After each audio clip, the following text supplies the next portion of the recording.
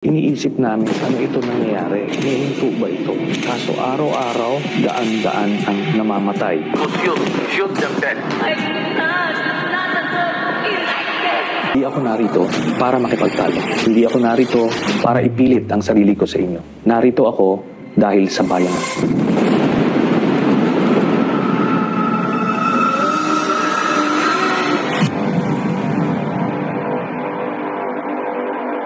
Ito ang buong kwento ko.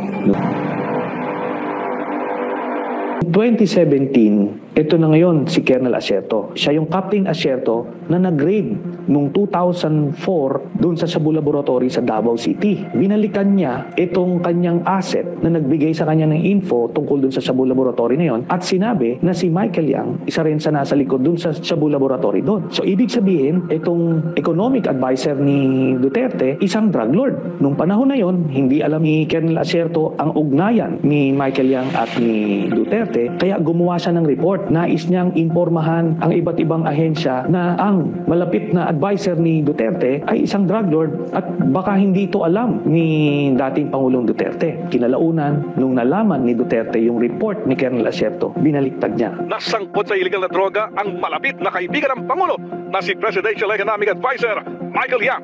Tinukoy ni Asierto si Yang at isang Alan Lim na nasa likod ng nadiskubre nilang malaking Shabu Laboratory sa Davao noong 2004. Sabihin mo yung Michael Yang lalabas ni Asierto. Yan totoo. Humingi ng tulong si Asierto sa isang religious group dahil may plano umanong ipaligpit siya sa halagang 15 milyong piso. Si Colonel Asierto ngayon ang pinagbintangan na isang drug lord at siya ay pinapapatay sa publiko. Sa takot ni Colonel Asierto, siya ay nagtago hanggang ngayon. Siya na rin ay isa sa mga titistigo sa International Criminal Court. Sa madaling salita, habang pinapamuka ni dating Pangulong Rodrigo Duterte ang mga pagpatay sa iba't ibang pushers, dealers, yung mga Chinese chemists na galing sa ibang triad na nasa loob ng kulungan na ito ay naisalaysay dun sa Quad Committee hearings. Nasa likod pala nito ay i-import nila ang mga shabu sa pamamagitan ni Michael Yang, Charlie Tan at Sammy Uy. Ito ay dinadaan sa customs para makontrol nila ang supply galing sa ibang bansa. Merong isang beses yung sa magnetic lifters, nakita na mismo ng mga K9 positive na merong shabu pero at binabaliwala ni Duterte at ina-arbor kung sino man. They were assuming that for those metal magnetic content, so the borehole, there was nothing there. It was pure speculation. Ayon sa PDEA, naabutan nilang butas at walang laman ang lifters dahil naiposilit ng droga palabas ng warehouse. Kaya ni isang drug lord ay walang nakasuhan dun sa mga tuneto-niladang mga na-import na shabu. Ang nagpapacilitate nitong lahat, una-una si Pulong Duterte, ang kanyang son-in-law na si Mans Carpio, ang Customs Commissioner ni Canor Faeldon, at iba pang mga personalidad na nakadikit kay Duterte mismo. Ang nangyari ngayon, ang mga hindi kasama dun sa kanyang sindikato, ito yung mga pinapatay. Kaya akala nung mga kababayan natin na talagang may nangyayaring patayan ng mga involved sa illegal drugs. Hindi totoo ang war on drugs. Ito ay ginawa lang ni Duterte para panglihis dun sa intention niya na i-monopolize or i-control ang drug trade dito sa bansa. Kung may totoo lang maski isa, I will hang myself in front of you. You can summon, I will sign a waiver, all banks. Will the former president be okay that if we draft the waiver now instead of tomorrow? Will you be fine with that, Mr. President? Anong kapalit, sir? Sampalik ko sa publiko. Hindi ko na naman. Ngayon na. Lulo mo yan. Isa sa na-discover namin na mga impormasyon, ito ay naibigay sa akin noong 2016 ay yung bank accounts ni Duterte at ng kanyang pamilya. At ang nilalaman nito ay nakakagulat. Nakita namin na daang-daang milyon ang pumapasok sa mga accounts ni Duterte. Joint account si Sara Duterte at si Pangulong Duterte. Every 6 months, may pumapasok na dividendo galing kay Sammy Uy papunta sa accounts ni Duterte, ni Sara, Baste, Pulong at Hanlet. Lahat ito tumototal ng 40 to 55 million every 6 months. Buong pamilya ng Duterte ay kumikita sa illegal drugs. Dahil sa impeachment case ni Sara Duterte, ang mga bank accounts na ito ay lalabas at makikita ninyo na si Sammy Uy ay nagbibigay ng pera kay Sara Duterte at buong pamilyang Duterte.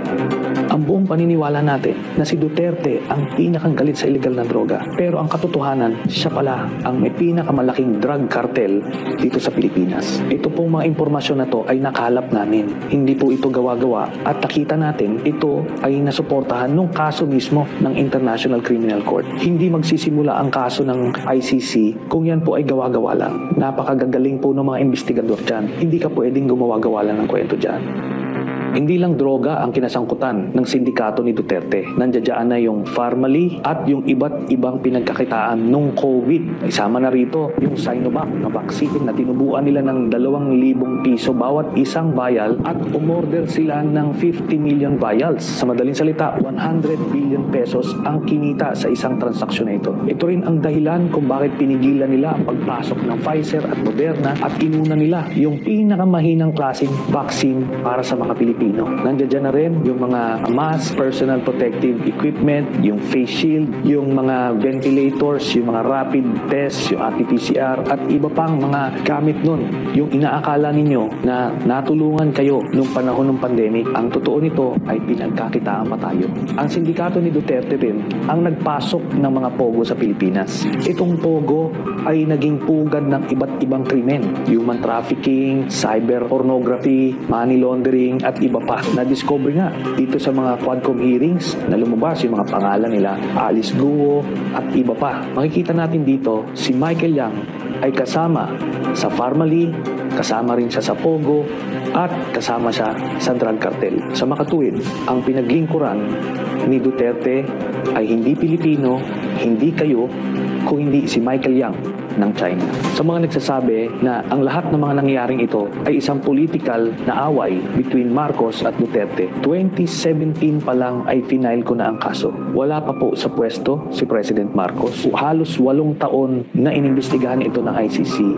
Nabunga lang ito ngayong panahon na presidente si President Marcos. Hindi po ito panggigipit kay Duterte, kundi isa po itong katunayan na mayroong hustisya sa mundo. Kaya patuloy ko pa rin itataya ang buhay ko para sa inyo. Dahil alam ko, punong-puno tayo ng pangarap na gusto nating magbago ang bansa natin. Kaso nga lang walang tumatayo, wala nakikipaglaban at walang totoong nagmamahal. Masakit man tanggapin, Pilipino tayo, pero binababoy tayo. Kaya ko ito pinaglaban. Na kahit itaya ko ang buhay ko, hindi ko tatalikuran ang pinangako ko sa inyo.